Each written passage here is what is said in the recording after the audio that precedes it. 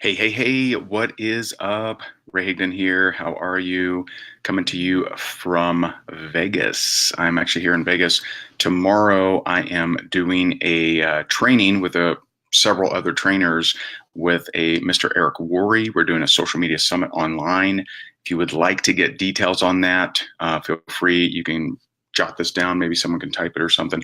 Higdongroup.com/SM. Higdongroup.com/SM. Now, I think I've outdone myself here. All right. So I have taken hours and hours and hours and hours and hours and hours and hours, and I have compiled 39 super effective marketing and recruiting tips for social media for network marketers.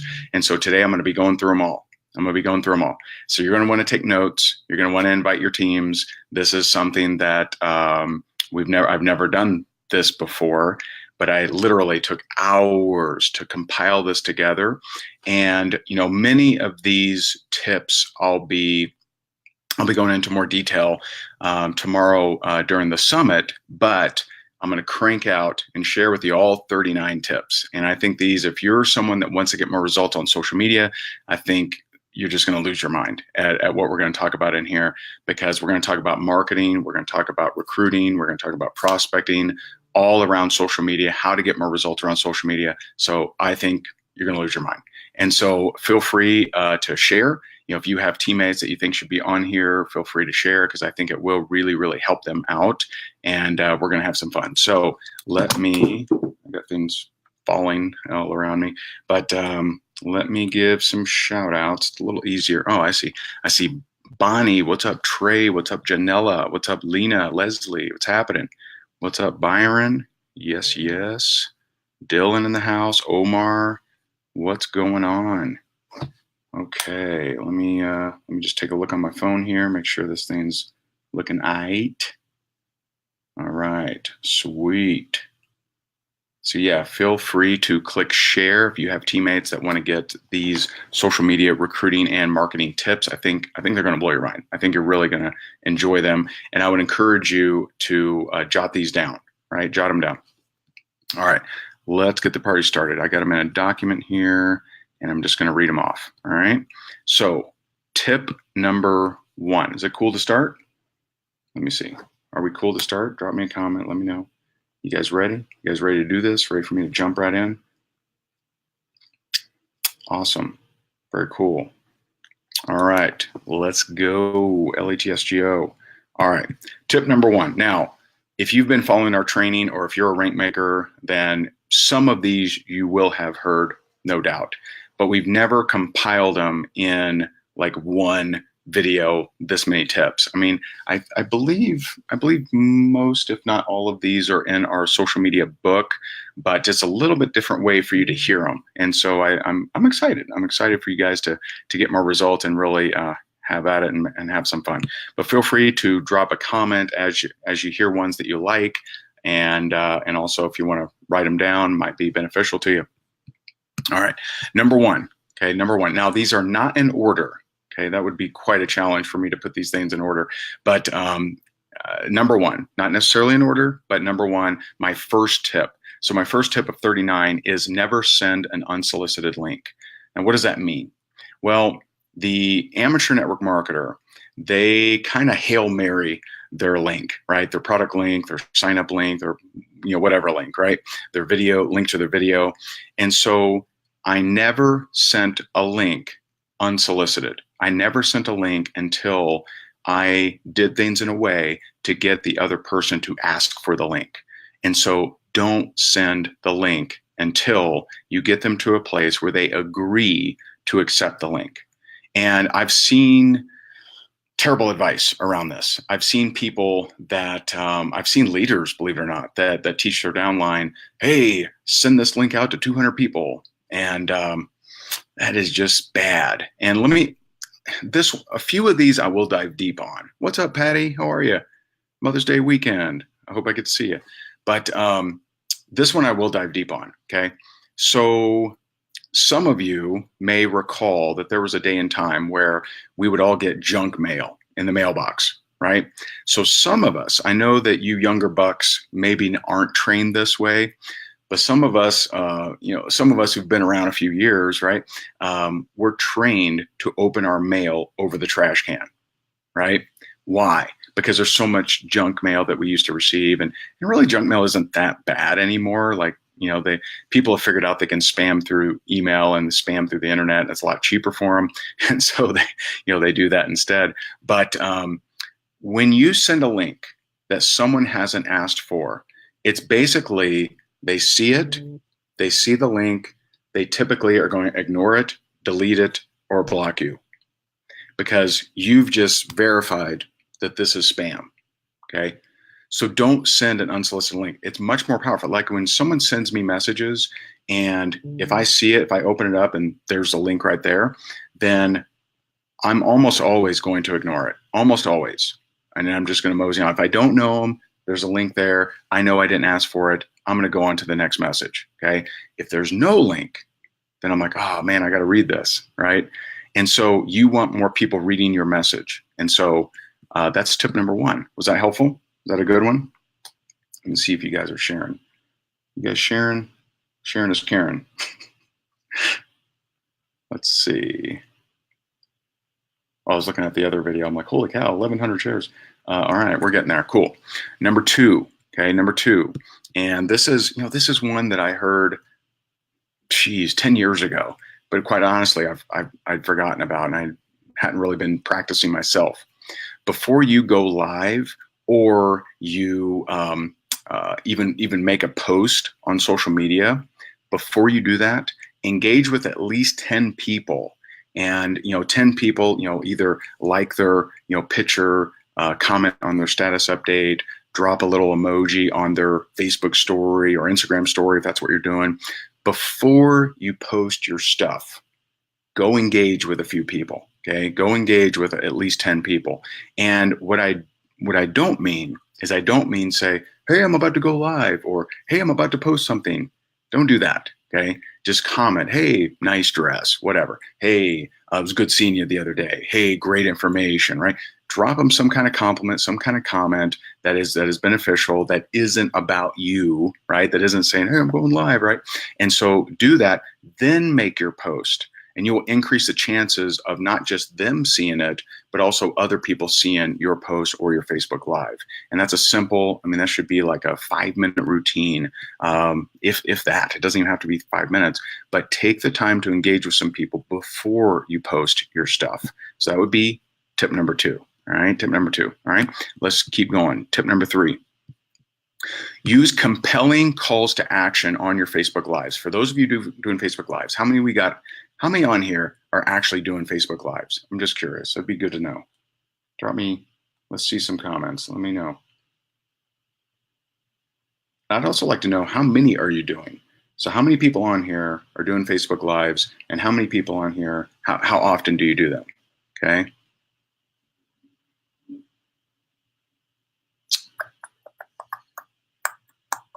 And you know what? There's going to be a delay. All right. Lives. Okay. I see me. I see yes. Who's doing how many a week? I do lives. Curtis does lives. Maggie needs to get back into Facebook Lives. I thought I just saw you did one. Okay. So Tammy's doing 2 to 3 a week. Nicole twice a week.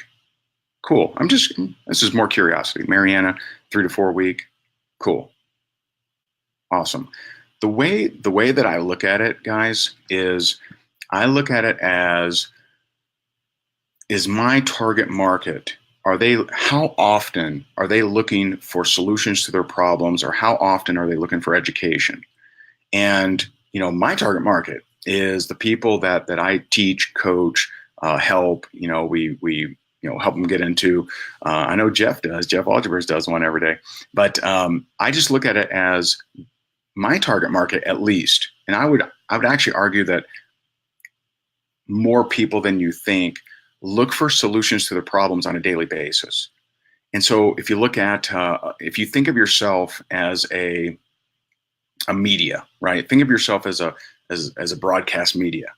Does ESPN, does it go live? Does it have one show on Thursday, or does it have pretty much never ending sports information 7 days a week, 24 hours a day? Now, we can't do that. That's not sustainable. We're not a huge media company, but if we start to think more like one, if we start to think like a media company, then are the people that are struggling with the solutions that our product, service, or opportunity can help with, are they looking for those solutions daily, once a week, twice a week? How often?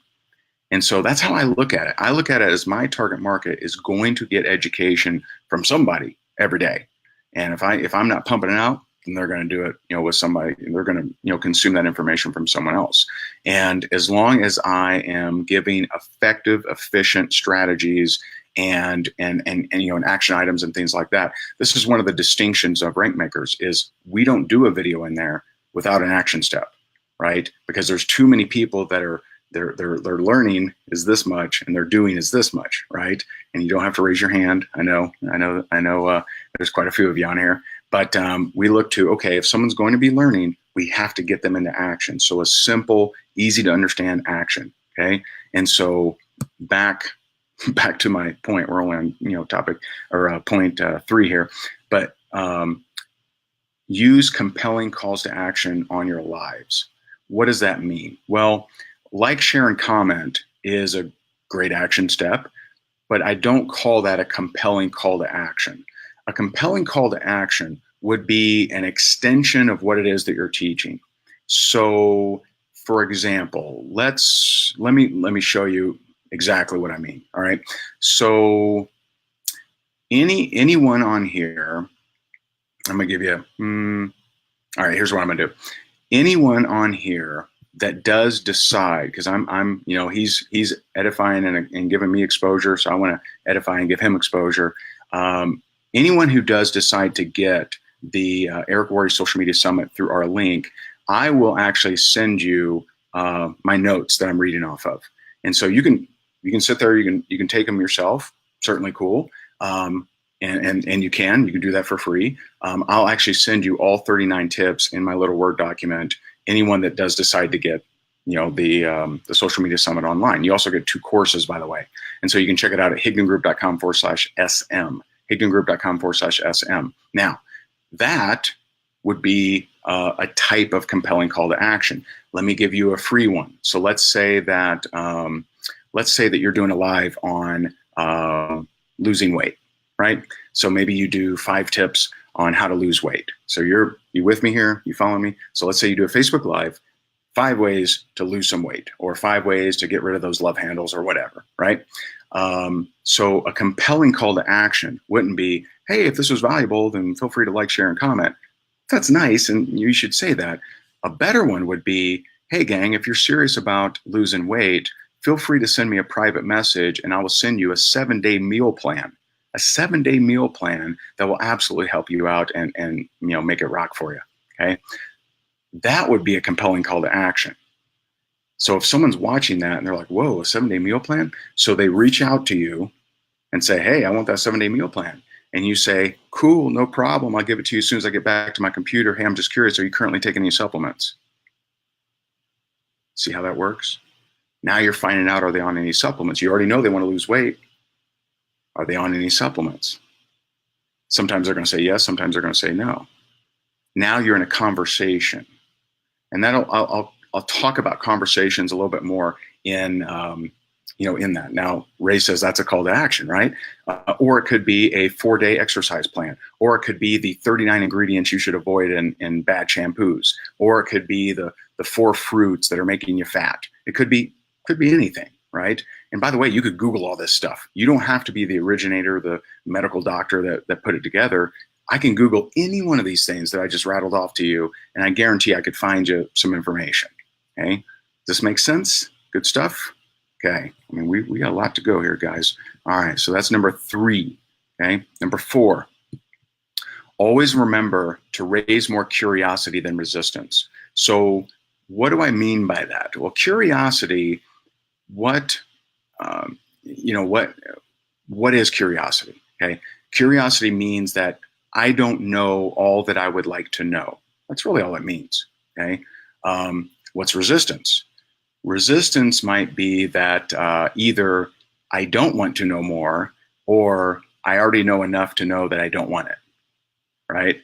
And so resistance can be created when you are hypey, spammy, when you are, hey, join my team and let's get you to 10,000 a month, right?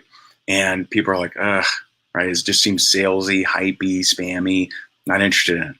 And so you want to constantly be raising curiosity. And so let me give you some examples around that. Hey, I'm so proud of my girl, Tina. Tina has been on our program for the last 6 weeks, and she went to her high school reunion, and everyone told her how beautiful her hair was. I'm so proud of her. Now that, for anyone that wants better hair or may have a high school reunion coming up, they're like, well, what are you doing, right? Well, what kind of program, right? Well, what's the deal? So it means that they want more information than they currently have, which is curiosity, right? And so resistance would be, hey, our shampoo right now is buy one, get one. Make sure you grab a couple. Well, if people aren't ready to buy, then that's a little in your face. And most people don't come to social media to buy. Now, they come to social media to connect. They come to social media to maybe learn, right? We learn things on social media. They come to be entertained, but most people aren't, hey, I really want to buy a shampoo today. Let me go on social media and find out who's selling one. Not normal, right? But you could educate people, attract people to you by raising curiosity, and then find out, oh, hey, they're interested in what it is that I'm doing, connect with them and have a conversation. And so always in your post, you want to analyze them and say, am I raising curiosity, or might someone be turned off by what it is that I'm posting? And by turned off, I don't mean that you can't make a stand for something, right? I'm not saying that. I'm saying turned off because it's salesy. That's what you want to avoid. You don't want to seem like that, okay? All right. Is that a good one? You like that one? Okay. All right, let me check our shares here. How we doing? And again, many of these concepts we'll dive deeper on the Social Media Summit tomorrow. Sweet. All right, cool. Number 5. All right, number 5. You want to limit the use of company or product name or anything, pay attention to this part, or anything that would arm those watching you with enough information to do their own independent research. Okay. Now I'm gonna say that again. Limit the use of company or product name or anything that would arm those watching you, those connected to you on social media, with enough information to do their own independent research. Okay. Now that might be a controversial one for some, because some people, they love to talk about their company or product name, and sometimes they even get engagement. I'll talk more about that, but you'll find that typically when you talk about a company or name a product, the engagement you're getting is from other people already in the company, which isn't who you really want to attract, is it? You want to attract people who haven't bought, who aren't in the team. You want to attract that kind of person, right? And so, by you constantly talking about the company, the product, there will be some people that might be open to it. And, but if you arm them with enough information, what are they going to do? They're just going to Google it. Why do they need to have a conversation with you? If you say, I'm so happy I'm with this company, then they can just Google it. They don't need you. And quite honestly, I would rather Google something than have a conversation if I'm looking at, potentially buying something. And so, it's something that, just understand that when you talk about your product company, you may think that it's like, well, I'm showing them like loyalty, right? I'm being loyal to my company. You want to be more loyal to your company, get more results, bring more people in, recruit more people, bring more customers in. That's being loyal to the company, help their bottom line. And so, and it's true, Cherie says, Uncle Google is mean. It's right. When you Google anything, do you find so-and-so is an amazing company and it saves dolphins and is great for the environment? Or do you find that one article, where someone's bashing it and saying it's, the worst thing ever and it kills dolphins and, kidnaps puppies? That's what you see. When you Google anything, and you may not want to do this, but you Google your favorite charity, I guarantee you, someone is talking smack about them. Someone is. And so you want to be careful about that. The best way, in my opinion, that you can represent your company is become extremely productive at it. And if you want to be more productive at it, then create more conversations where you can take people who are curious and don't know all the details because they couldn't Google anything because they didn't have the product name or the company name. And then you have a conversation with them and you help them out. And so, Dana, when they Google and get the bad stuff, if you've prepared them, they'll be okay. In fact, if you know that your company has a lot of bad stuff, here's a bonus tip. If you know that your company has a lot of bad stuff on Google, here's the very simple line to crush that, to stop it right in its tracks. And so if you've prevented them, if they had to have the conversation with you to find out what the company or product name is, and they decide to move forward, then you say to them, hey, I'm just curious, are you easily influenced by the opinions of others? Ask them the question. Hey, I'm just curious, are you easily influenced by the opinions of others? Now, the truth is, most people are, but they'll never answer that. I've never once had someone say, yeah, I'm kind of a wimp. I'm kind of a snowflake. Yeah, it's true, right? Never had anyone say that. They always say, no, right? They puff their chest up. Oh, no, I'm my own person, right? And so I'm like, oh, good, because, any successful business has people that hate it online and talk crap about it. And so that's good that you're not easily influenced by the opinions of others. I've never lost a person. If I said that to them prior, I've never lost anyone that said, hey, I Googled it and found negative information. So that was a bonus tip. So I'm actually giving you 40. Always under promise and over deliver. How's that? So there you go. All right. Number 6. I'm sorry. All right. Number 6. In your team group, this is a big one.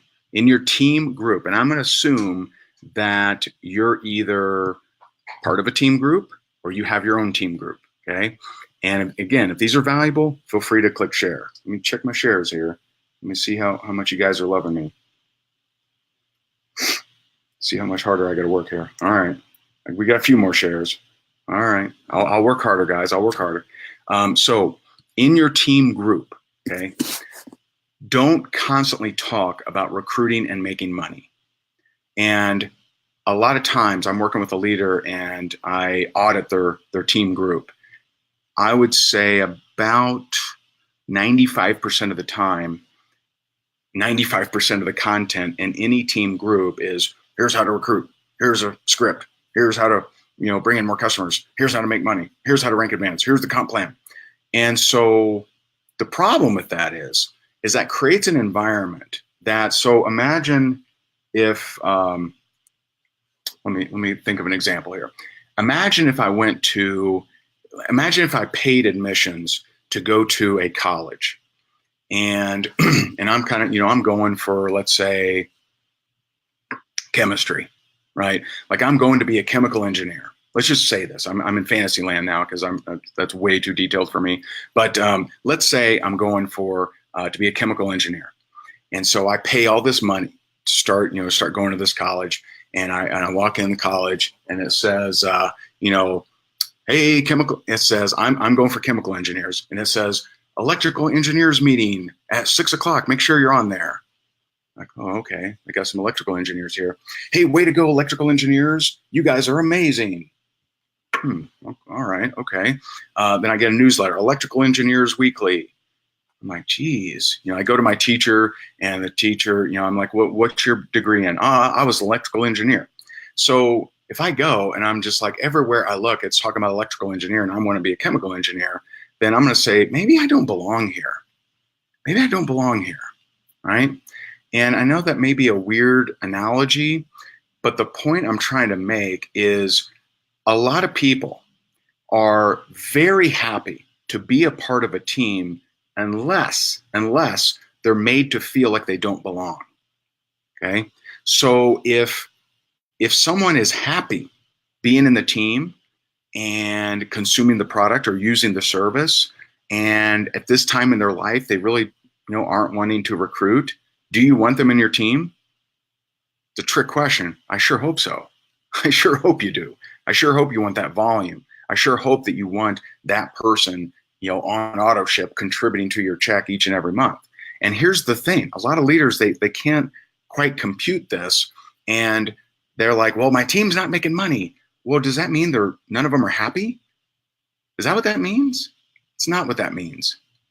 That I know people that have been in network marketing for 25 years, never made a dime, and you couldn't drag them away. You couldn't drag them away. You could kidnap one of their kids and hold them hostage, and they would quit the company for sure, but they would figure out a way to get it back. They get their neighbor to sign up on AutoShip. Okay. And so there are people who have never made money in network marketing and would never leave. You can't drag them away unless you make it obvious that they don't belong. So no matter how much I loved to be a chemical engineer, if I'm walking and everything around me is about electrical engineers, then I'm just like, well, maybe I'm at the wrong college. Maybe I'm in the wrong team. Maybe I need to cancel my AutoShip. I mean, my, admissions or whatever you call it, right? And so you need to understand that having good team culture, and we'll talk a little bit more about this, but you need to understand that good team culture isn't just about talking about how to recruit, how to make money. There's other elements there. How do we acknowledge people? How do we congratulate people? How do we make them feel good regardless of their level of desire, level of result? And I'm telling you, from working with a lot of people, we got a lot of clients we've worked with over the years, probably somewhere between 20 to 25 with teams of over 100,000 people. And I'm telling you, it doesn't matter how amazing the leader walks on water, they still have a high percentage of people that don't have a desire to make tons of money, but they love being part of the team. They love being in the leadership. They love the culture of the group. And so if your Facebook group is very clear, it's very clear that we're talking about money, we're talking about rank advance, we're doing scripts, right? If that's all it talks about, then it just makes it very clear for those that don't have that desire or aren't making money that they should just leave. They should just go somewhere else. Go where you're wanted, because you're clearly not wanted here. Clearly not wanted here. And how you can help with this is, and we teach this kind of stuff inside our Network Marketing Alliance. But leaders, how I can give you some help here is you can talk about hardcore routines, but just preface it. So if I was doing a training for my team, and which for those that don't know, we retired from actively building a network marketing organization 2 years ago, and so we work with companies, we work with leaders, and have a lot of fun. And we have our private community, rank makers, obviously, and so leaders, how you can do this is you can have have your team call, have your team training, and if you're going to go into something more for people who are wanting to make lots of money, like a hustler routine, like a hey, this is the daily method of operation for you guys that are just nuts, right? You can preface that. You can say something like, hey, the rest of this call, I'm going to go into a road to diamond little training here. Now, if you're on here and you're totally cool, consuming the product, you're loving the product, but your goals aren't really to, build a business. Hey, we love you. You're amazing. We're so appreciative of you. Thank you for being in here, and thank you for being in the team. This next part probably isn't for you, but there are some people that do have big financial goals, and for those, you may want to pay attention to this next part. And then people are like, oh, okay. Oh, well, then I'm okay being in here. Okay, good, right? So you say, hey, electrical engineers and chemical engineers, welcome. We love you. We love all engineers. You are amazing, right? And so I hope that resonates with you there. I hope it helps you out. All right, number 7. This will be a fun one. I haven't talked about this in a little bit, but we taught it for the first time inside of Rank Makers a while back. All right, you ready for this one? Number 7, okay? Number 7. Emojis are great for your posts, not great for prospecting. It comes across as too non-postured. So if you're sending prospecting messages and you're saying, hey, I'd love to have you as part of my team, heart, right, heart. Man, you'd kill it in my group, fire, right? And so if you're doing that, right, I'm just letting you know. I'm letting you know that the people are translating it in a very weird way. They're translating it as you're not very postured. You're kind of, got your fingers crossed and hoping for the best. And so we love emojis, right? Don't call me anti-emoji. I'm a big fan of emojis, not in prospecting. So in your marketing, your Facebook lives and your posts, emoji it up, right? Emoji all day, day, right? When it comes to actually sending a prospecting message, don't drop emojis in there. It weakens you. I'm telling you. I know that you want it to be fun loving and fun and cool. It's not good. It's not good for your posture. So that's where I would hold on, and I would kind of keep that one aside. Okay. Number 8. All right. Number 8. Let me check. You guys sharing. And by the way, we're going to go. I mean, you realize tomorrow there's 8 hours of social media training from myself, from my beautiful wife, and from a whole host of other trainers and Eric Worre himself. If you want to get details on that and our bonus courses, you can at higdongroup.com/SM. higdongroup.com/SM. And for those that do decide to get that course, not only are you getting 2 of our courses for free, I'm actually going to send you my 39, my little document here that I took hours to create. I'm actually going to send you this to you for just as an additional bonus too. All right, number 8, care very little if your prospects respond or not, and instead reach out to more people. I see way too many people that they spend way too much time on any one prospect, or they're constantly trying to figure out ways to, how do I get them to respond? Stop worrying about if they respond or not, okay? Stop. I had thousands, maybe tens of thousands, I don't know, but I had thousands of people never respond to me. I just didn't care. Okay, I just didn't care. I didn't take the time to sit there and say, how do I get them to respond? I mean, there are times when people just aren't seeing your message. There are times when people, maybe they just had a death in the family, whatever, right? Bottom line is, don't care if they respond or not. So all that time that you spend creating stories inside of your head of why they didn't respond and what you could have done differently, and if only you would have said this, instead of that, go talk to more people. Go see who's open, okay? Go talk to more people. Stop worrying so much and spending so much mental energy on the people that didn't respond. It's just silliness. All right. Number 9. This kind of leads. This kind of 8 kind of flows into 9. My suggestions on follow-up. Okay, and I'll give you a little background here. So we did a training in Fort Myers, Florida, 5 months ago, 6 months ago, something like that. And it was just a one-day training, kind of a one-off kind of thing. And my buddy Dean was there, and I started talking about follow-up. And I tell people to follow up until they pass away, right? That's my plan, is just to follow up forever. And one of my buddies that I've known for quite a few years, he raised his hand. He's like, Ray. And he's like, hey, can I show you something? And I'm like, sure. And so he comes up, he brings me his phone, and he shows me years of my text messages to him. And so like you scroll back to like 2010. In 2010, it's like, hey, bro, I'm doing this new thing. I'd love to catch up with you sometime. Let me know. Right? And then they're like, hey, man, I'm having some people over and we're going to talk about our new side project. Let me know if you want to swing by. Hey, dude, like a month later, 2 months later, 6 months later. And then there's another one. Hey, dude, I know what I'm doing isn't a fit for you, but do you know anyone that wants to make some extra money? 6 months later, right? It went for years. It literally went, I think, for 6 years. And so he's scrolling, and most of them he didn't even respond to. And that's what's funny. That's what's funny. Now, there is one exception here. So my suggestion is follow up until they pass away, or if they're rude. Okay? If someone feels a green light to be nasty and rude to me and curse me out or whatever, and I had that, then I disqualified them. Now, they may think that they disqualified me. I disqualified them. I mark them off my list with a Sharpie, right?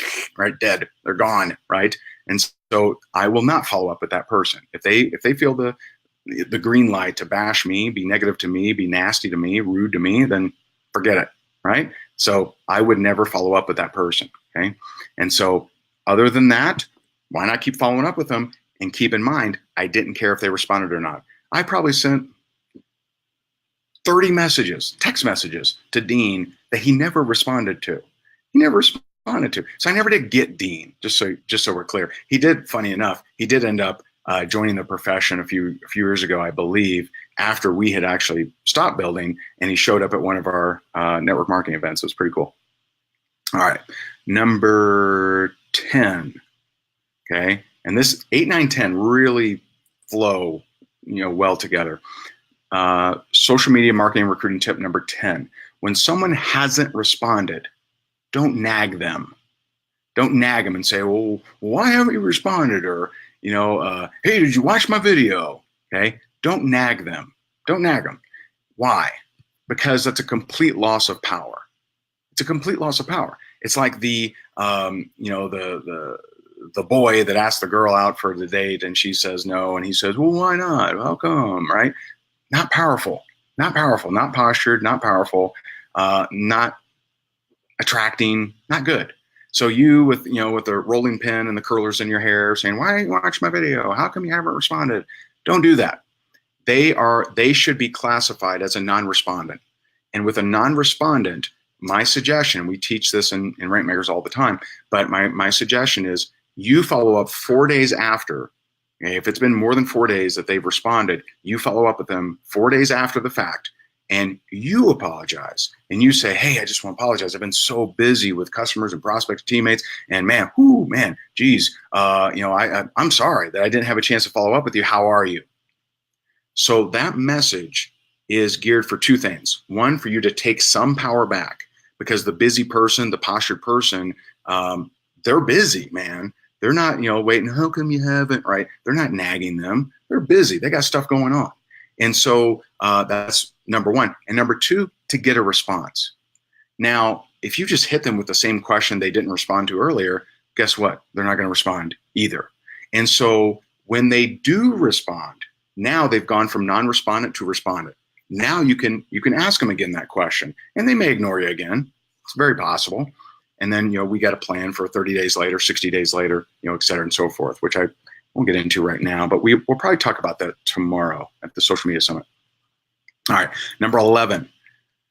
This is a big one. Don't assume people want to hear your audio clips.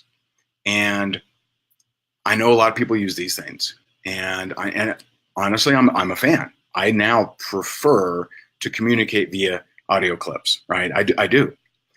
Don't assume that, though. Don't assume someone that you've never talked to, that you aren't aware if they use audio clips or not. Don't assume that they're just totally cool with you shooting them off a 2 minute long or 1 minute long in Facebook audio clip. Okay, don't do it. I'm telling you, a 1 minute audio clip, I can respond to at least 15 messages. So for you to hit with an audio clip and I don't know you, I'm penalizing you. I'm just letting you know. And it could be, hey, Ray, I'm ready to send you $10,000. I mean, that audio clip may say that. I'm not going to listen to it for probably a day or two, just penalizing you. Because if I don't know someone, now if a buddy sends me an audio clip, totally cool. No problem. No problem. I know you. I'm fine. Awesome. Let's hear it. Okay. But if someone I don't know, so if you're a cold market prospect on social media, don't assume that they're totally cool with your audio clips. And also, I would be very cognizant of overdoing it with audio clips. And I would also be very cognizant of overdoing it with text messages. If someone sends me a message that's this long, or 45 audio clips that are a minute each, unless I really love them, right? What's up, Eric? What's up, bro? Unless I really love them, or unless it's a very weird situation that I'm actually going to go through all that. Okay. So I would just be careful. All right. Be careful with that. Now, if you send a message and they respond via audio clip, green light, hit them with an audio clip. I would still be cognizant of how long you're sending them. So don't bombard them, with 10 1 minute audios. Just be careful around that. Be careful around that. All right. So that is tip number 11. Tip number 12. Who's got all of them so far? I'm just curious. Who's got all of them? And it's funny. Someone was like, hey, can you just type these out, man? Can you just type these out? It's like, geez, come on, man. I'm doing the work. I'm doing most of the work for you, man. You type a little bit? Come on. Oh, Eric, you are too kind. Too kind. Let's see. All right. 240 shares. Cool. All right. Goals. Let's see if we can get this thing to a G, 1,000. All right. So number 12. Now this one, I I could be wrong. I could be wrong, but I had never heard someone teach this before we started teaching it. And I could be wrong, could be wrong. But this is probably one of the most liberating tips I can ever teach you. And that is number 12, don't take forever to build rapport. More people prefer you getting to the point. So let me tell you how most people are. Okay, most people, if you, let's say that either you don't know them or you haven't seen them in years. Okay, the instant you message them, a little clock starts ticking of what do they want? What do they want? What do they want? What's up? Right? Drop me a comment. How many people are like that? Because we need to eradicate this nonsense of that it takes 64 messages before you can pop the question, or you got to send 2 sets of fudge brownies before you pop the question. You got to go visit little Timmy's softball game before you pop the question, or 2 Christmas cards, right? We got to stop this, because what's happening is it's making network marketers seem phony. It's making network marketers seem fake. And so if I don't know you, or we haven't talked to in years, right? And you just hit me with a message, hey bro, how's it going? Immediately, a little clock. Okay, good. How's the kids? And it kind of increases. With every message you send, it kind of increases. It's like, great. Mm-hmm. Yeah. Mm-hmm. Yeah. Oh, thank you. Yeah, just got it cut. Yeah, she is cute for sure. Mm-hmm. Yep, married up. I'm like, what the hell do you want, man? Just hit me, right? And I'm not even saying that in a bad way. I genuinely like, just tell me what you want. What is it that maybe I'm interested, maybe I'm not. I don't know, because you won't get to the point. And then if we do the whole, 20 questions, or the whole $64,000 pyramid, isn't that the great game show, 64,000 pyramid, right? Where they just ask you all these questions, right?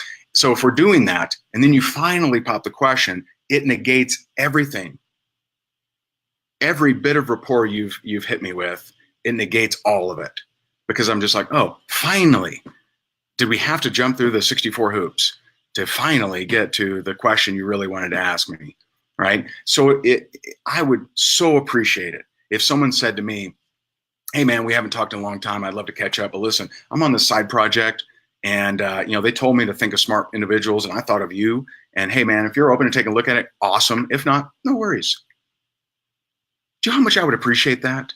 Now, I may still say no, but I would have said no a lot slower the other way, and a lot more annoyingly the other way. I may still say no, right?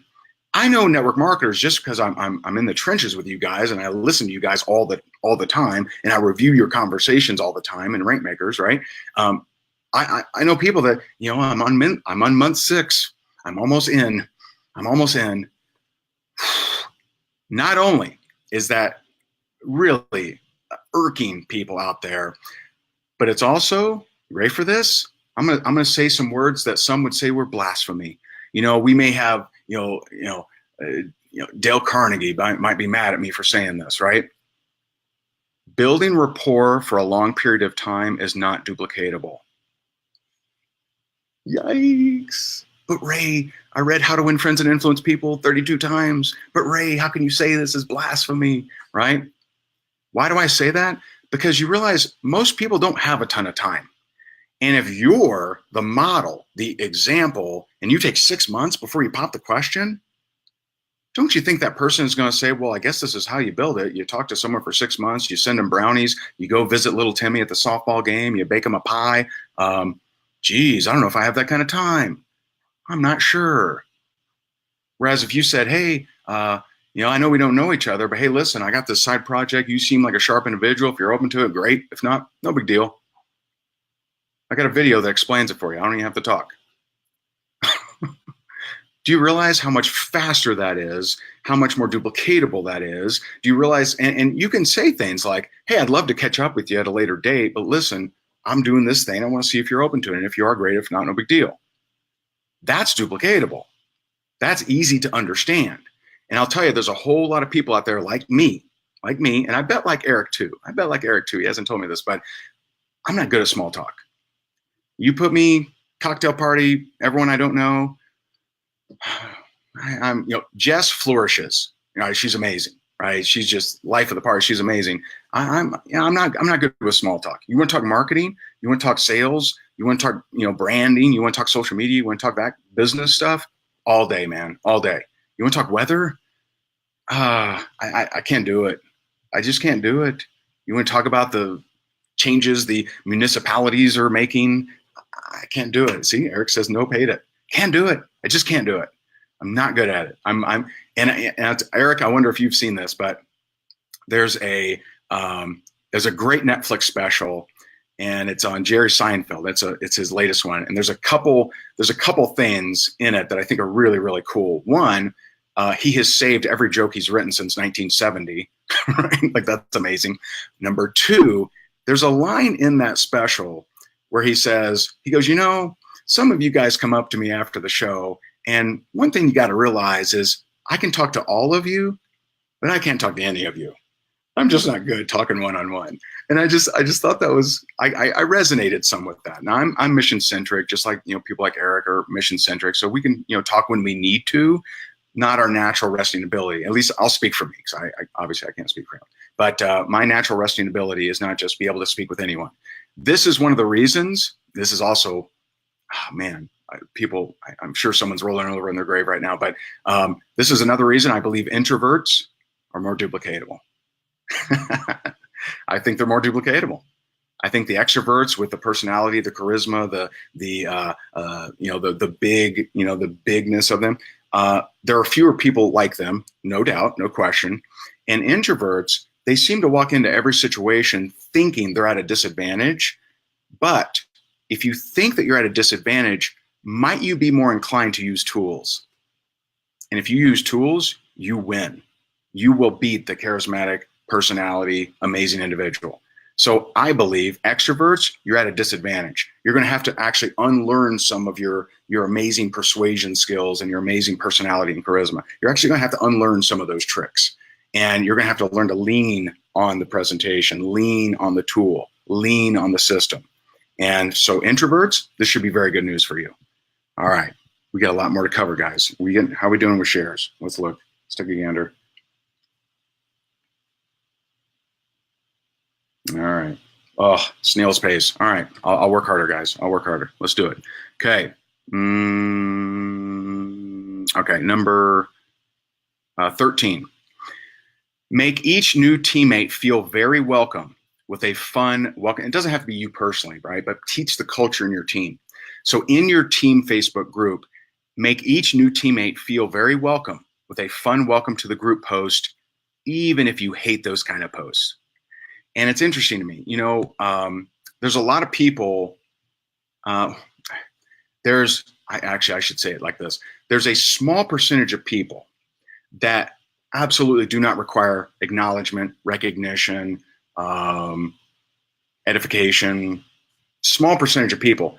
And that small percentage of people often are running the teams, okay?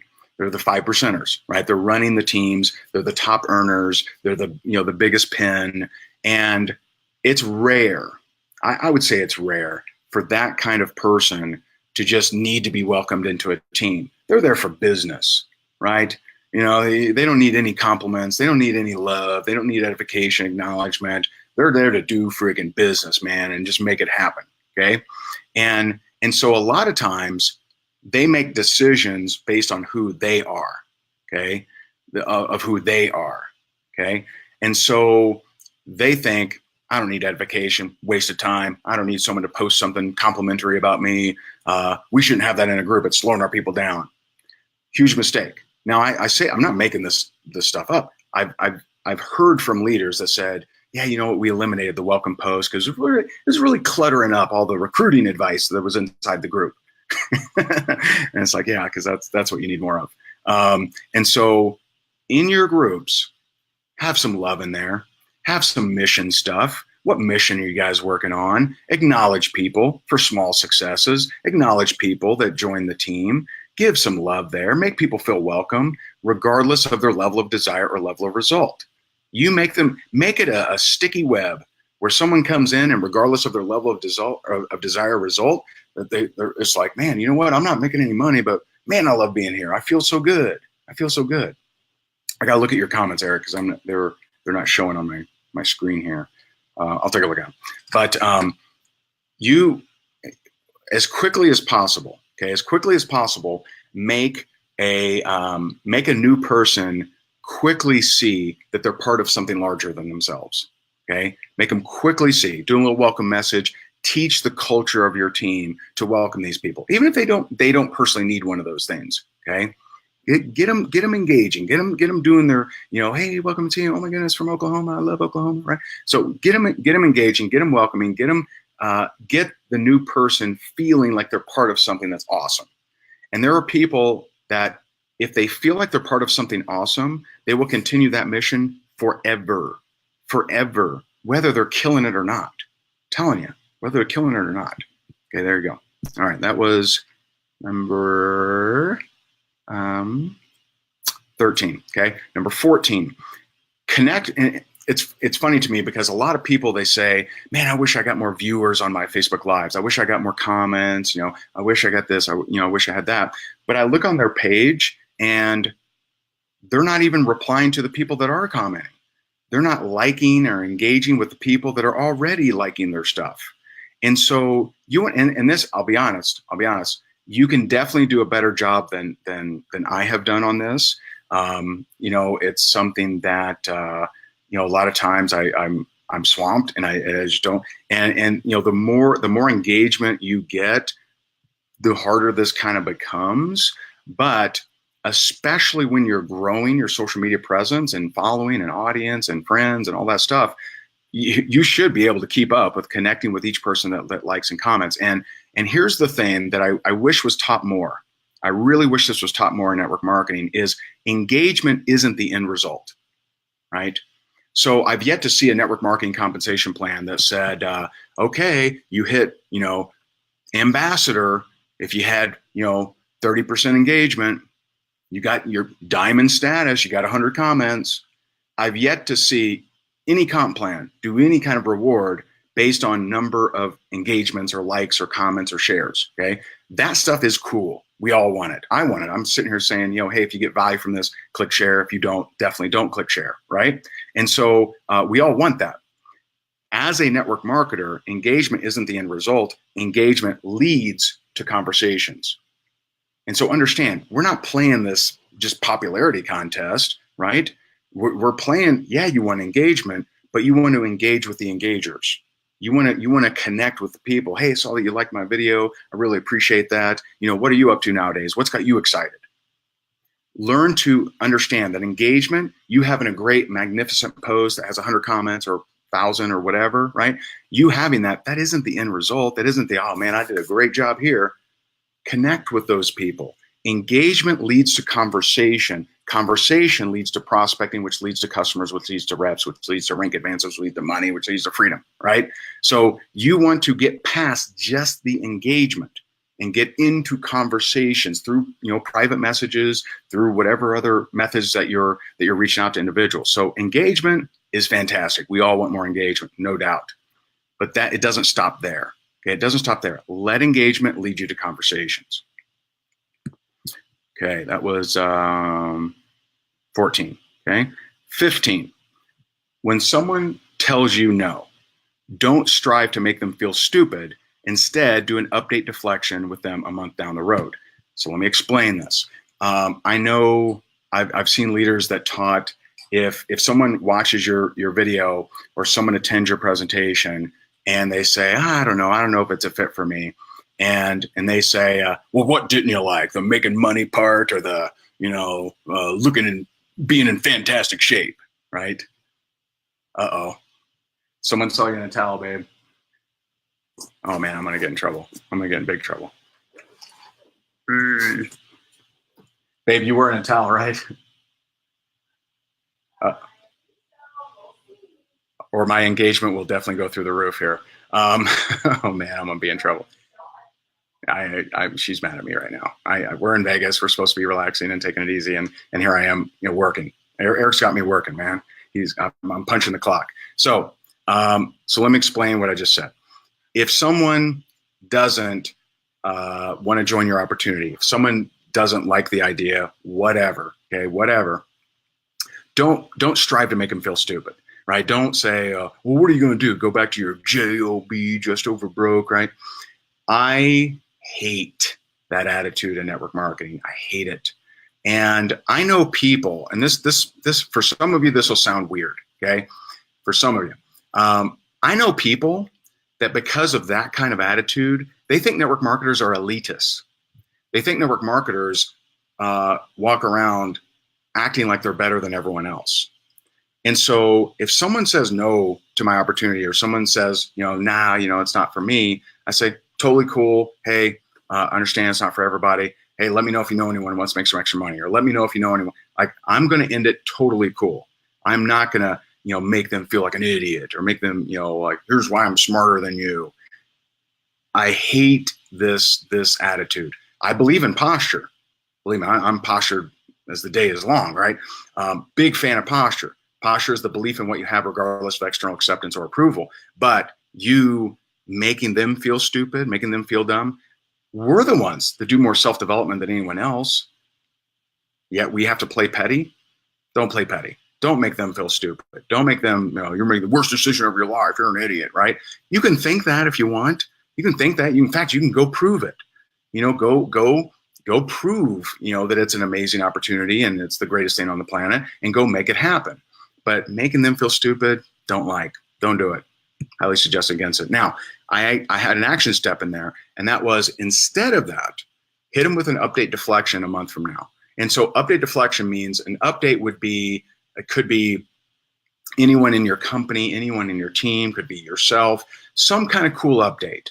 Hey man, and my favorites are if you go and study the rewards and recognition ceremonies at your company event, which I highly suggest you get to your company event.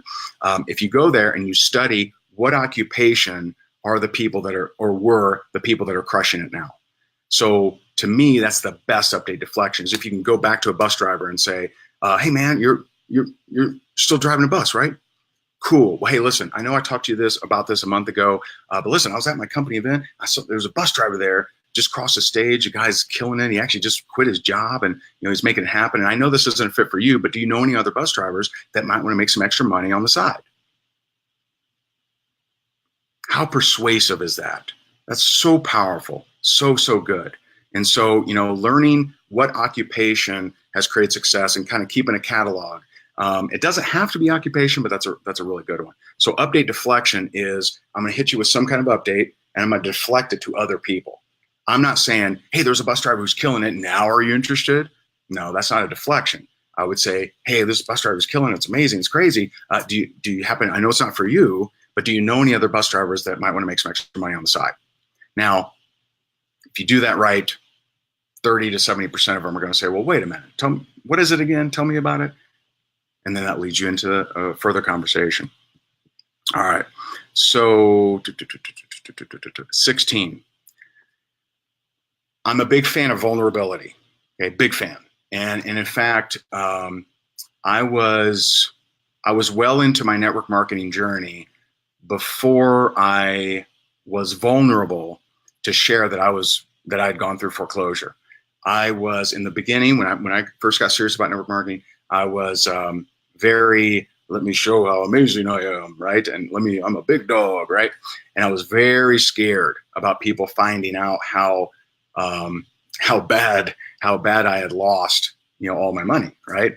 And when I was willing to get vulnerable and actually share that story, everything went through the roof.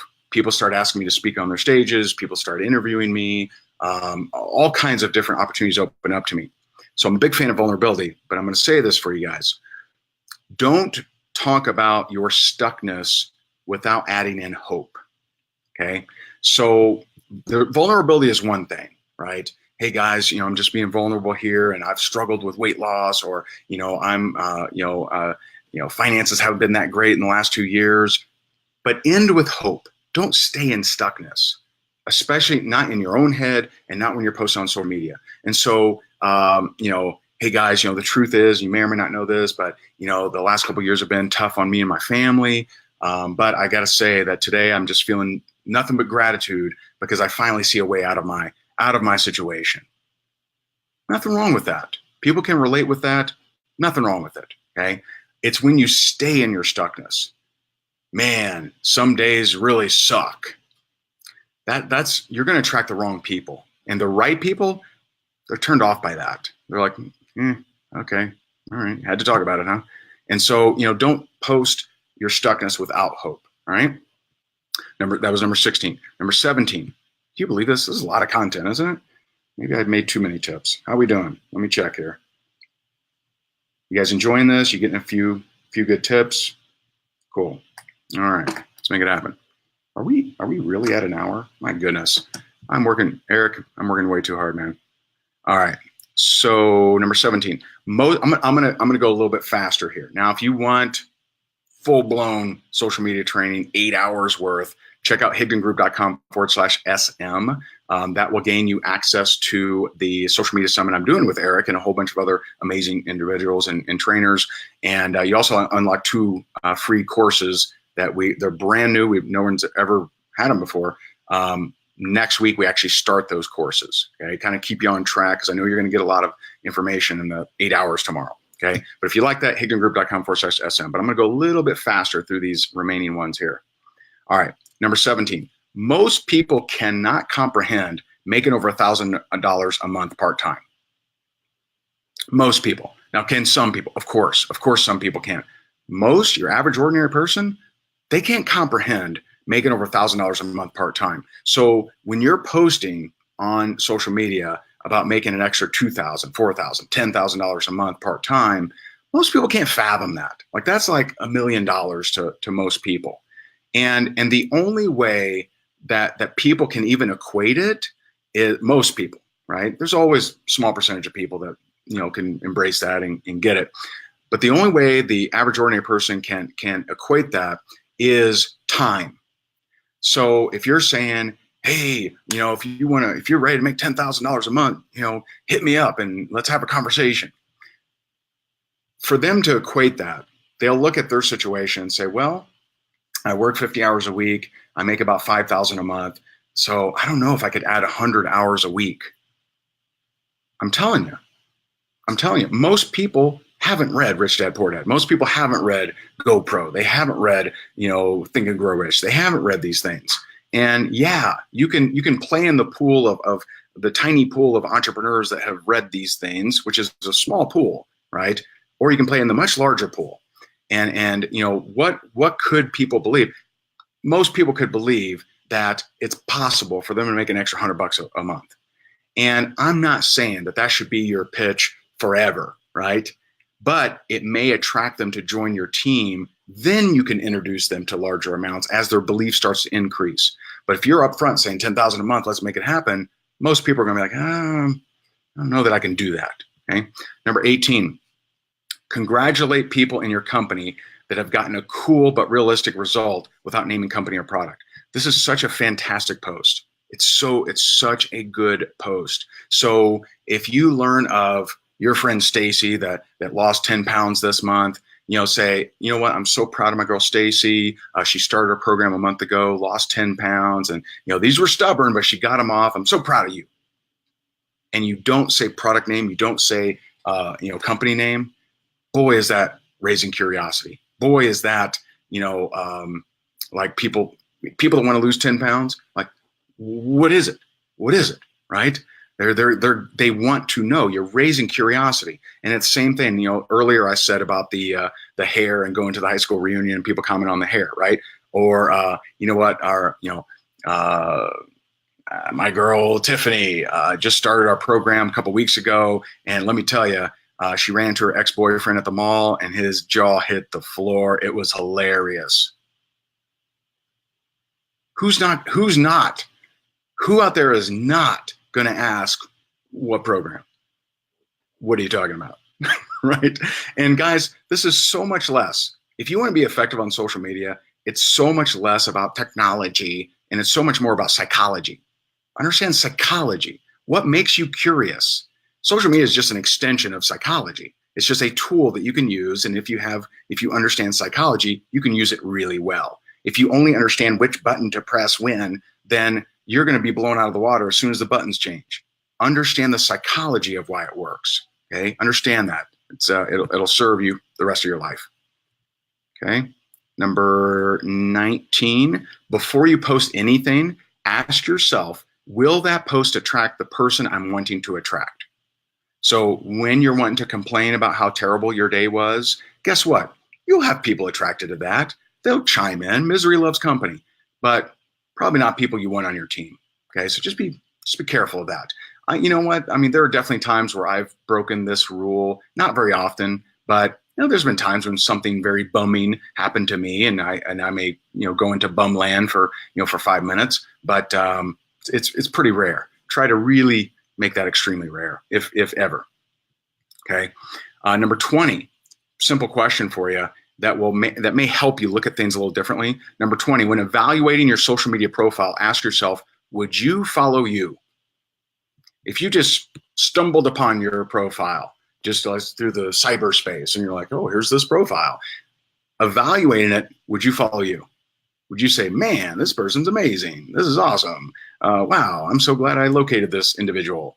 Or would you be like, oh, geez, man, sell me something already, right?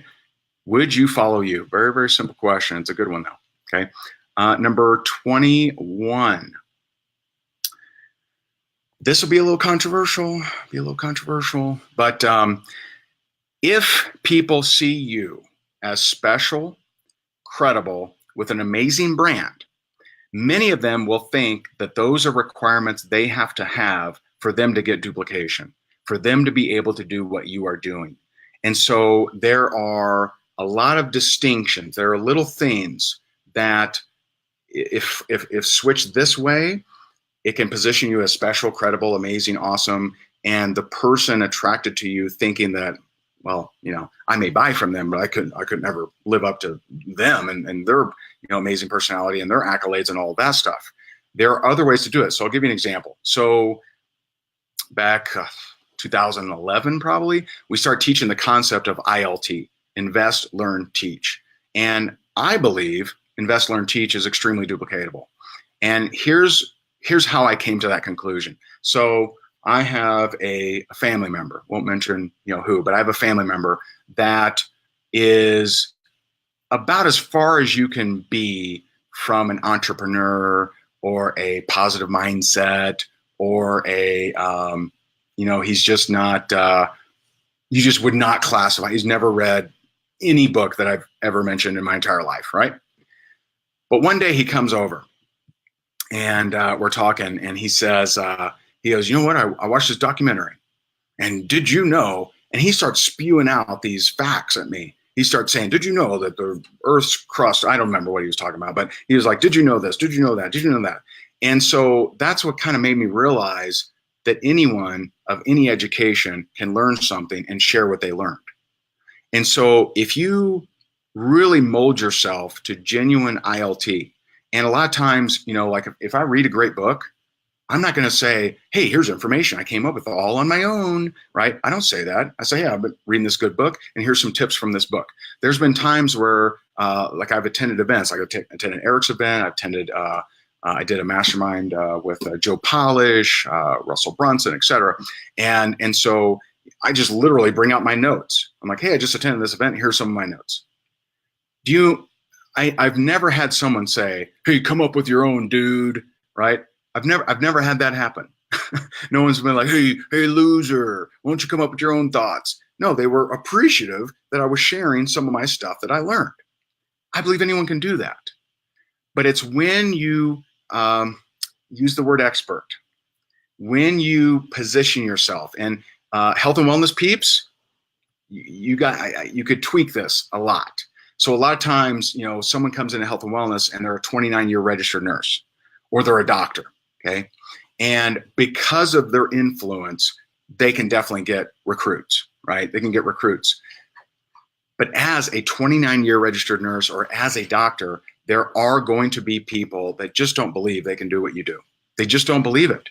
So in that vein, in that vein, you may want to look at, okay, am I positioning myself in a way where I'm coming across as special, credible, and very different from others?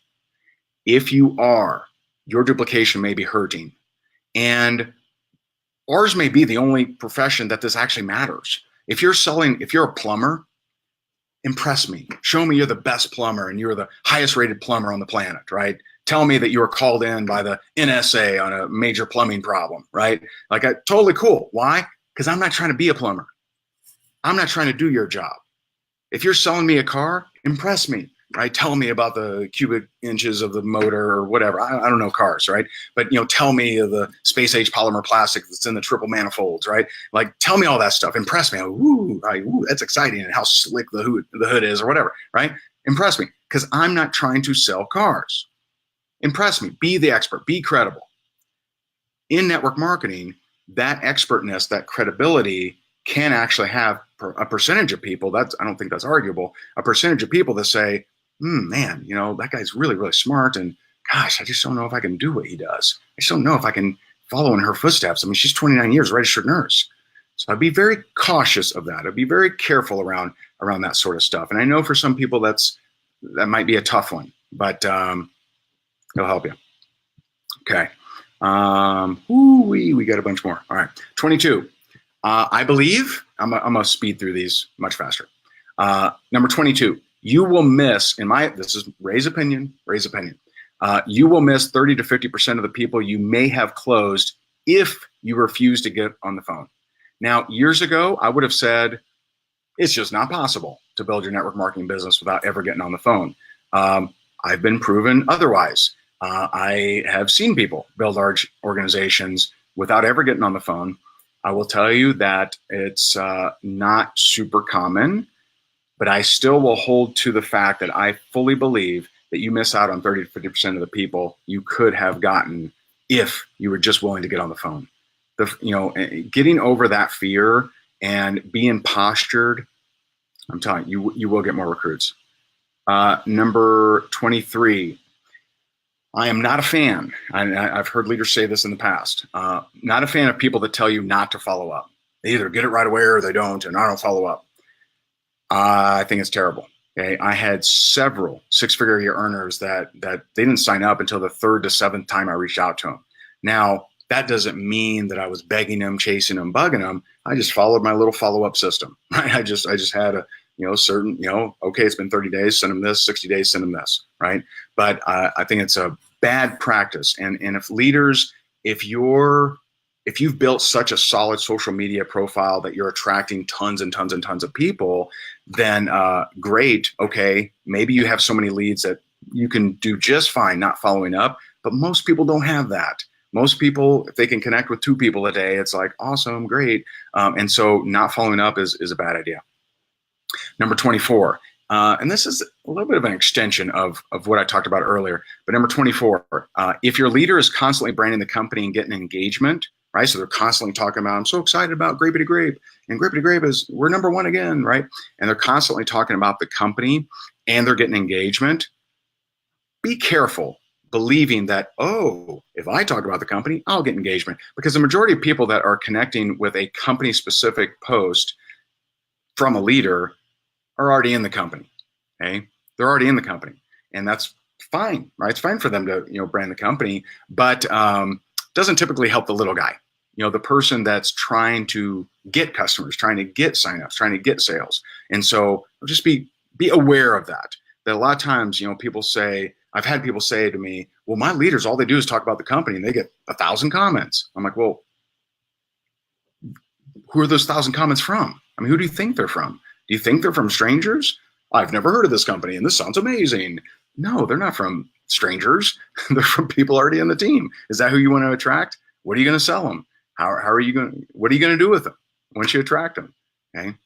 Number 25, I've talked about this here and there, but always maintain your posture.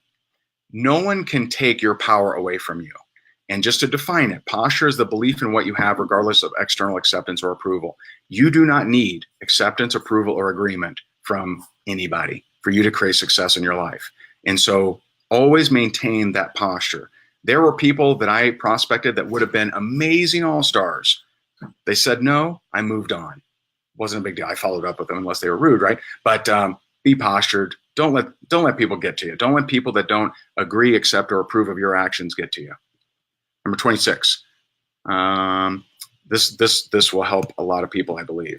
Okay, it is a mistake to try to do something on all social media platforms if you aren't getting results on any of them. And so, I've seen people that they're like, okay, I got my Facebook set up, now my Twitter, now my LinkedIn, now my Snapchat, now my Instagram, now my, Exchangeogram, now my hologram, now my polygram, right? And they're constantly updating all these things and they all suck, right? They're not getting any results from anything, but boy, are they busy. So stop it. Stop. Pick one and start to try to, get results from that one. Get some attention, some traction. It's hard. It's hard to maintain well all these different platforms. Believe me, there are plenty of people that are successful in network marketing, don't have an Instagram, don't have a Snapchat, heck, don't even have Facebook, right? I would say fewer don't have Facebook, but you definitely don't have to build a presence on every single platform. And for almost all people, it's a mistake to do so. It really is. All right, 27. How are we doing so far? Helpful? These are some crazy tips, right? We get a lot going here. Good. I put some thinking into this. Can you see that? So click share if you're getting value. And by the way, if you love social media recruiting and marketing tips, feel free to check out higdongroup.com/SM. higdongroup.com/SM. Those are the 2 bonus courses we're giving away for those that get the social media summit with Eric Worre, ourselves, and a whole bunch of other people. I just looked over because my wife was looking amazingly beautiful. Yes, you are. You're looking beautiful. She's still mad at me. All right, I got hurt. And so where are we at? Okay, 27. If you have big goals, it's okay to have low production days, but not no production days. I don't have no production days. I have low production days. There are days when I have my boys or I'm playing with Sabrina or goofing off or whatever. I just don't have no production days. There are no days like that. And so I've done 1 to 2 videos a day, every day for 9 years. That sounds crazy, doesn't it? But there are days when I did my video, rest of the day I was off. I was goofing off, right? I remember when we honeymooned in Fiji. And yes, I did create stuff when I was in Fiji. But I mean, back then before Sabrina Bear, Jess used to sleep in, and that was like her favorite thing in the world. Now she's unable to sleep in because we have a little bear that wakes everyone up very early. And so she's sleeping in. I can't sleep in. I don't possess that ability. And so I get up early, shoot a video, go back and wait for her to wake up, right? And so if you have big goals, it's fine to have low production days. I'm not saying you have to work all day every day and grind and hustle every hour of the day and age 5 years every year. I'm not saying that, right? But just don't have no production days if you have big goals. Do something to proceed forward. This is one of the reasons we give action steps every single day inside of Rank Makers. Every day we're like, do this thing every day, because we don't want you having no production days. Okay, 28. Be careful of how many times you post on social media, except within stories. Those who actually watch stories, which is a much smaller percentage of people, I believe, but those who do, they like seeing multiple posts. They like seeing more than 1 to 2 to 3 posts. And so be careful. There are some people that they post 10 times a day on Facebook. I wouldn't post that many times on Facebook for sure. To a Facebook story, sure, because the person that's going to watch that, they kind of like the diversity, and it's fine. Same with Instagram stories, etc. So I'd be careful about how many times you post, except on stories. On stories, usually pretty good. Number 29, just if your only marketing that you're doing is Facebook Lives, in my opinion, that's not the best long-term strategy unless you're constantly running ads, which there's a lot of rules that I would give you if you're going to run ads. Number 1, the purpose of advertising is to create the ability to spend more. And number 2, you got to track, which most network marketers aren't very good at. And so if you're just doing Facebook Lives, you may consider adding an additional step. Okay. Maybe that step is to download the video, throw it on YouTube, because, your engagement on Facebook Lives go away almost the instant you're done with them. Right. So we'll get, we got 1,500 comments on here so far. We'll get, however many more we'll get. And then you'll look a week from now and it's only a little bit more, right? Unless we drive ads to it, which we won't. Okay. And so maybe if you're doing lives, maybe you save them, maybe you throw them on a YouTube, channel. You could throw them on a website or a blog. It's a little bit more complicated. But the rule here is, if you're learning that kind of advanced marketing, don't stop prospecting. Big rule. I see a lot of people that they get lost in technology land and never grow their business. And so, don't get lost in technology land. Don't have no production days. And so if you're going to do this, go this route, put some time into it, but also make sure you're getting some eyeballs on your presentation. Okay. Number 30, we're on the home stretch here, guys. If you've pitched your friends horribly before you knew better tactics, apologize to them without trying to pitch them again. Most people, they say, hey, I horribly pitched my friends. How do I go back to them and get them interested? And I say, don't be addicted to that. Why don't you go back to them and just apologize, right? Just try to mend the fence. And, maybe down the road it comes up. Or if they take the step and say, well, what is it that you're doing, right? Okay, fine, share it. But don't have a fake apology, apology, right? So don't have a fake apology where it's like, hey, I really apologize. I really came after you about my business, but it's really amazing. You do so good at it. So don't go that route. Don't do the fake apology. All right, number 31. And this is, I guess this isn't technically social media. This is more business. No one owes you anything, even those that you did a favor for in the past. The only people that should get your product, service, or opportunity are the people that see value in doing so to themselves. And so I know so many people that they get hung up on how much they've supported their, niece, nephew, uncle, aunt, brother, whatever. And they're like, and they won't support me. Well, it's not about them supporting you. They should, if they see value in what you have, then awesome. If they do not, then you to try to hold them to the fire to do the thing they don't want to do because they need to support you is very bad. It's very bad for the profession.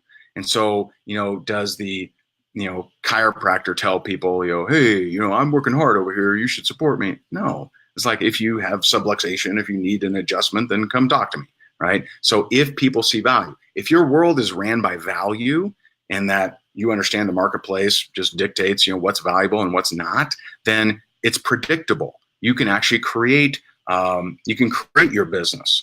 If it's just based on favors, if it's just based on who owes you something or who should be supporting you or what you feel entitled to, then that's an erratic business. That's a lacking of logic business. And that's not scalable. It's not like, how do you scale that thing? Increase the guilt? I don't know. So no one owes you anything. And if you go about it that way and just think you have to position your product, service, or opportunity as valuable, then that's predictable. You can scale that.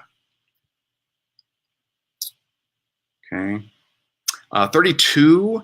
We've kind of talked about this, but if this is more of a clue, if people are telling you that they can't do what you do or that it's easy for you to say, it's very likely that you're relying on your personality and charm and charisma more than your tools or events, or you're just not making the distinction of how you're using a tool. So when people would, so my kind of way that I prospected was, I'd reach out to someone, hey, you're open to taking a look at my blah, blah, blah, blah, blah, whether it's product, service, opportunity. And if they said yes, I'd say, cool. Well, this video does a good job of explaining it and going over it to see if it's a fit for you or not. It may or may not be. I don't know. And when they went through it, if they asked me, well, okay, well, how do I build this business? I would point back to the tool. And I'd say, well, you remember that video I had you watch? Yeah. Well, you get people to watch that. Well, what else do I do? Well, you just follow up with them and collect a decision. Some will do it, some won't. Now, if I just call someone and say, hey, I got this new business that's amazing, and here's the comp plan, let me tell you all about it. Here's the amazing product. Here's the doctors that were, they hiked the Himalayas to find this amazing blueberry. It's awesome. And if I just give them the entire pitch and don't use any tool, then they're going to think, oh, I got to memorize that pitch? I got to memorize that whole thing? I don't know. I think you can do it. I don't think I can. And so you want more duplication, point to the tools, point to the events. Very, very important. Okay. How we doing? How we doing? I haven't checked the comments here in a little bit. We're going quick. All right. Awesome. Is this helpful? You guys enjoying it? Can you tell I put some effort into this thing? All right. Okay. All right. Good. Ashley, let's make it happen. Yes. Okay. Facebook team groups, I've kind of talked about this too, actually. Facebook team groups are notoriously bad at culture. Good culture is making everyone feel good for being a part of the team, regardless of the level of desired result. And so if you imagine it like a campfire, right? Like you're building this campfire that is warm to the skin, it makes people feel good, they just love being around it. Well, some people are going to come in and just go after it business-wise. Others are going to stick around for a little bit and kind of see what the culture is about and see, how are leaders treating other people that aren't super leaders, right? And they're going to kind of look around and stuff. And you know what? If you can just keep them around that fire longer, they may catch a spark. They may say, you know what? I just got laid off from my job. I'm ready to rock and roll. I love this team. Create a culture where people at all levels of desire results feel good being a part of it. I'm telling you, you will. There are people that were in network marketing for years, never made a dime, right? Against my man Eric's, the big stats, right? Totally against it. But their culture was so damn good, they couldn't leave. They couldn't leave. Hadn't made any money, but the culture was so good, they couldn't leave. They go on to become top earners. Something changed in their life. Maybe they caught a spark. Maybe something changed in their life, like their job or, economy or something like that. And all of a sudden they become top earners after being dormant for years. Create a culture, create a campfire that is so warm and good to the skin, no matter where someone's at, that they may catch a spark. Very powerful. And that's Facebook groups are notoriously bad at that. 34, do not create a team of overlearners and underdoers. As when we were leading our organization, I did not do daily trainings for them. I didn't. There's a lot of things that I do inside of Rank Makers I didn't do for that team, right? We shared stories I loved, but you want to be careful in that it's very easy for people to overlearn, right? For people and for leaders to overteach, because they're saying, well, my duplication isn't that great. Let me teach them some more. Well, unless you're giving them here's the action step to take, or at least here's the concept, right, of the type of action you can take and how, then you're going to have a lot of really educated people that aren't where they want to be. So just be careful around that. And that's around your Facebook groups. All right, number 35. If you want to teach your team to truly crush it long-term, don't just teach them tactics, teach them concepts. So a tactic would be, hey, if you click these 4 buttons inside of Facebook Messenger, this happens. Concept would be, here's the psychology behind how to follow up with someone. And you can apply that philosophy or psychology or whatever, you can apply it to, oh, I could do that in Instagram. I could do that in Snapchat. I could do that in this. If you're just saying, here are the buttons to click, then you're teaching tactics, which have a expiration date. Tactics expire all the time because technology changes all the time. Environments change all the time. Concept is an idea, a philosophy, a psychology of how to think when you're reaching out to individuals, not just what to think. Here's what you should think. How to think. How can we teach people to think, right? And teach them the concept that when they're in a different situation that's not exactly the one that they were prepared for, they can rely on the concept and actually figure it out. Okay, so long-term teach concepts. I'm not saying never teach tactics, but there's a lot of teams I've seen that only teach tactics. Okay, so teach them the psychology and philosophy behind it as well. Number 36. My favorite type of story or training to share in your team groups is slow success stories. And I know that to some this probably sounds really weird. So what do a lot of leaders do? A lot of leaders, they hunt for that fast success story, and they say, "Ooh, here's Joe. Hey everyone, Joe hit diamond in 14 days. Way to go, Joe." And they think that, man, this is really going to pump up my leaders. This is really going to fire them up and show them what's possible. What happens is 80% of the team is like discouraged. They're like, oh, way to go, Joe. I certainly didn't do that in 14 days. Maybe I'm in the wrong team. Maybe I'm in the wrong group. Maybe blah, blah, blah, right? And so My preference was slow success stories. Okay. Hey, here's Tina. Tina's been in the group for 2 years, loving the product. And you know what? She finally decided that she was going to make a little bit extra money. Just made $75 this week. How do you feel, Tina? I feel fantastic. That has an infinitely greater chance of getting a lot of people to do a little than the big dog story. The big dog story may impact other big dogs, may. The slow success story will impact a whole lot more people. And who does that impact? That flows up to all the leaders. If you can light a fire at the bottom versus what most leaders do, which is they're constantly trying to, light the top, which only like stays right there. If you can light a fire at the bottom and get the people that, maybe are on the fringe of having hope or not, and you can get them working, guess what? That volume flows up. And so think about slow success stories, small success stories. If you're going to share a big dog story, then share his obstacles. If people are aware of your ups, they're cool with your downs. If they only know your ups, they're probably not rooting for you. They're probably not that excited.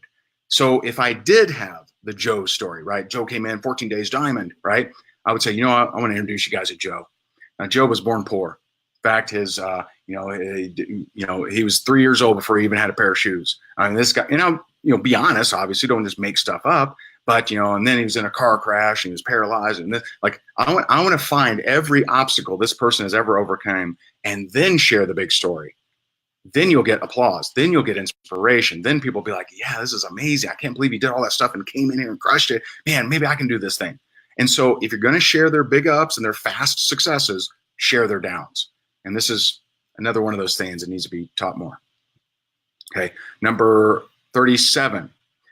This can be a little tricky, but be sure to check your other folder and message requests in Facebook. It can be tricky to do, and sometimes it's actually hard because they change how you find it. But and you can Google this, and you'll find the steps. But every time I've ever checked my other folder and message requests, someone in there has either wanted to join my team or wanted to buy something from me. And so I'm not saying that's everyone's going to have that, but there are important messages that you're probably missing, that people are messaging you that maybe they saw your live and they want to join your team or buy your product. So make sure on a periodic basis, maybe once a week, look in your other folder and your message requests. Okay. Number 38, in any kind of prospecting you ever do, it should have two elements. See if they're open, give them an out. And is that face-to-face, Ray? Yes. Is that over the phone? Yes. Is that in text? Yes. Is that through a Facebook message? Yes. Is that at a presentation? Yes. Okay. See if they're open, give them an out. Hey, I don't know if you're open to this or not, but I got this thing. I'm real excited about it. If you're open to it, great. If not, no big deal. The out is I'm not trying to pressure you into doing this. And I'm not saying you should definitely do this. I'm saying, hey, it may or may not be a fit for you. One thing that I told my warm market is I told them, I said, listen, I'm going to do it with or without you. I'd love to do it with you. If you're open to it, great. If not, no big deal. And I would point them to the tool and collect a decision. They were either open to it or they were not. And so see if they're open, give them an out in any kind of prospecting you ever do. Okay. That's number 38. Last. All right. Who's ready for number 39? Who has been here for all 39 tips? I'm just curious. I know that a lot of people joined us over our journey here, but number 39, who we got? Okay. All right. 38, see if they're open, give them an out for sure. Rank makers, you guys have heard that many, many times. All right, number 39, stop comparing yourself to others. The one thing you cannot control, you can't control how long it will take you to create your desired level of success, but you will get there if you keep going. And I just want to throw this out there, and I want to give a shout out to Angel Fletcher because, I thought this way, but hearing her say it really fired me up, and I've used it ever since. So I want to edify her. I don't know if she's still on here. But what if it takes you 5 years? What if it takes you 10 years? What if it takes you, seriously, what if it takes you 10 years to become financially free? What if? What's the alternative? Do you have some other way? Like, you got a big hedge fund about to reward you with money? Do you got, you're about to get a humongous inheritance from, rich great grandpa or something like that, right? What if it takes you 10 years? What if it takes you 10 years? So if you would be cool with being financially free, being able to travel wherever you want, buy whatever you want for whoever you want, whenever you wanted, right? If you were cool with having that ability 10 years from now, then why are we so tied up comparing ourselves to others? Why are we so upset that we didn't get an immediate result on our little Facebook post, right? What if it takes you 10 years? Do you have an alternative? Do you have is the job going to reward you with a big payout? Is there, right? Well, most people have absolutely no way to be financially free in 10 years. But in network marketing, that's absolutely a possibility. And if you start treating this like that, if you start treating it like, hey, it may take me 10 years, but I'm going to keep going, you got a really, really good shot of creating financial freedom. So I hope you got value from this. I hope, I did my best to come up with some of the best tips for you guys. Let me know what was your favorite tip. And if you like this kind of training, if you want more social media stuff, we're giving away 2 free courses for those that grab the social media summit through Eric Worre. You can go to higdongroup.com/SM, higdongroup.com/SM. I appreciate you guys so very much. I got to run because I got to get ready because we got to go hang out in Vegas with a bunch of rock stars. And I appreciate you guys so very much. Thanks so much for tuning in. Bye for now.